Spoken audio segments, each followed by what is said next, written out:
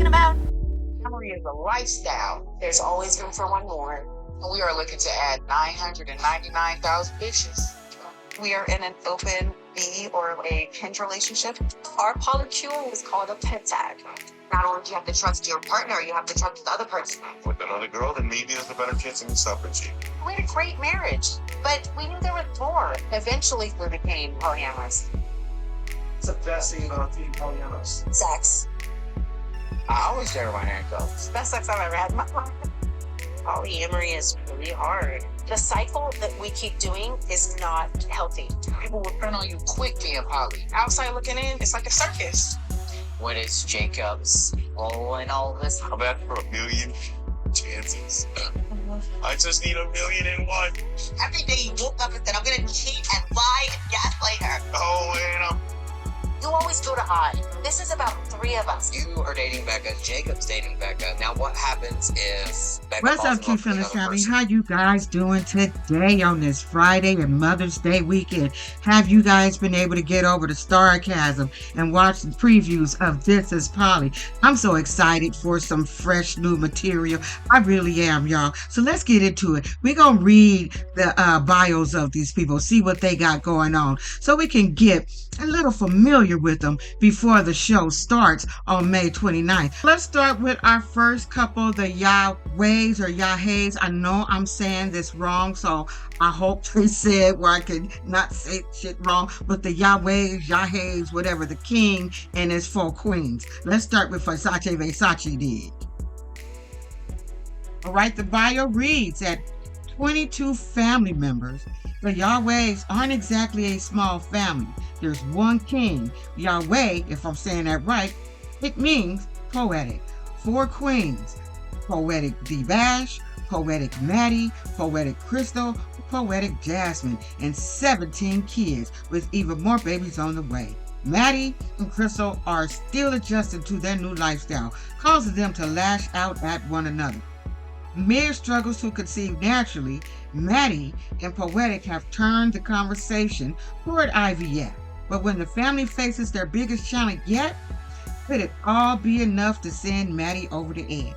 So they're going to be the interesting one. They're going to be the breakout stars. So we see, I feel like they're going to have the most drama in their little storyline. Let's go to the next docket, one. And I could be saying her name wrong. Tahina and BQ.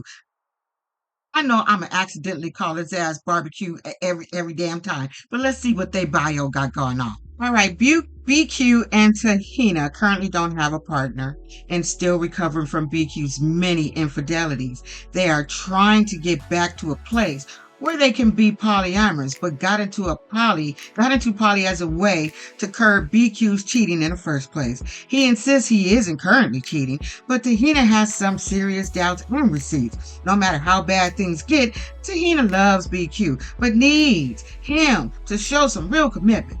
Will the real risk of losing Tahina make BQ finally change his ways? Now, their storyline sounds very familiar to that couple where he was always cheating. They had a poly relationship. That didn't work out because he was sneaking off, spending more time with this other person. Now they was trying. Remember this couple, they was trying to get another one, but she didn't want her man to have a baby. Like, you can have sex, but you can't have no damn baby with my husband. This is what this is coming off. And to me, it's like this. If I gotta keep watching your ass and you not gonna commit to me and you still want to cheat, then whatever he doing, that is your fault. That is your fault. You're allowing it and he knows you okay with it if you keep taking him back. That is absolutely her damn fault. Next on the docket, Becca, Jacob, and Davis. Let's see what these 3 punk rocker looking people got going on. Becca and Jacob Davis own a tattoo shop together, and despite being in love with the same person, Jacob and Davis are not friends and are very different people. They have independent relationships with Becca and do not date one another. Davis recently proposed to Becca, but he made this move without telling Jacob, Becca's husband.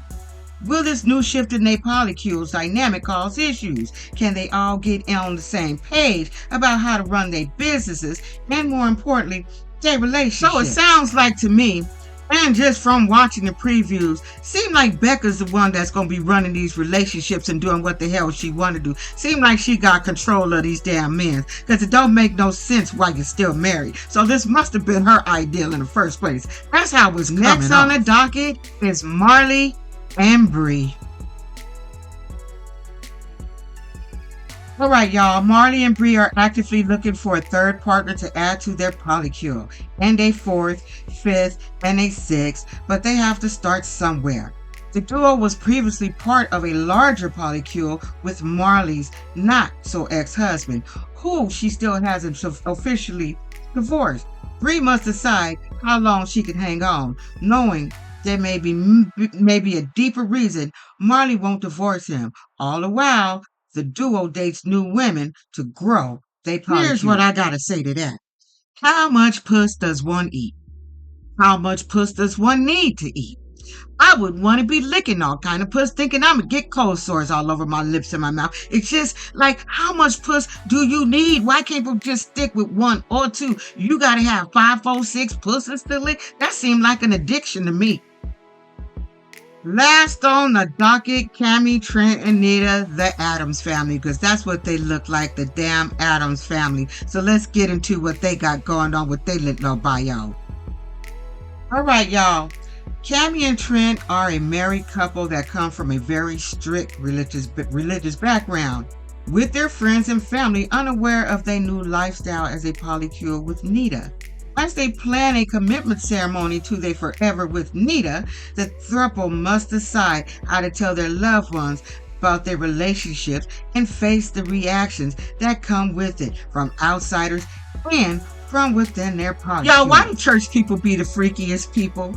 Like, why? Why they be the nastiest, freakiest people? It's because they withheld them from so much stuff. Like, I was a church girl, so I know. Why they gotta be so freaky?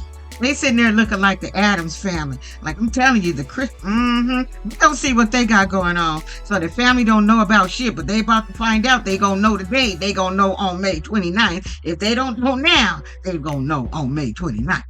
Anyway, that's it. That's all, y'all. I hope you guys have a wonderful weekend and a wonderful, safe Mother's Day.